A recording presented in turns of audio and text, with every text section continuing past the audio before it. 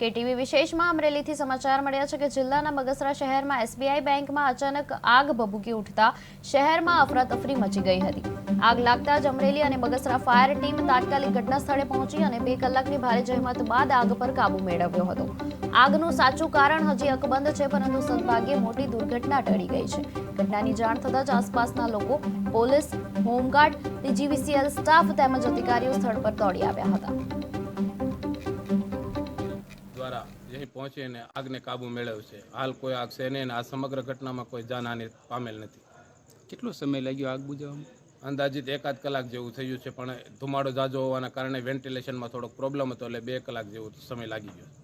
અમે લગભગ 1.5 વાગ્યાનો સમય હતો, જે તે સમયે અમને નાઇટ ડ્યુટીમાં હતા અને અમને જાણ થઈ કે ભાઈ એસબીઆઈમાં આગ લાગી બેંકમાં।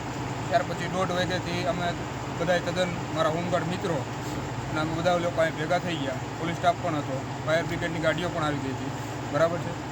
શું ઘટના જીસીએલમાંથી એસવી ચાવડા લાઇનમેન નાઇટ ડ્યુટીમાં ઓફિસે જાણ થતાં કોલ આવતા કે એસબીઆઈ બેંકમાં આગ લાગેલ છે।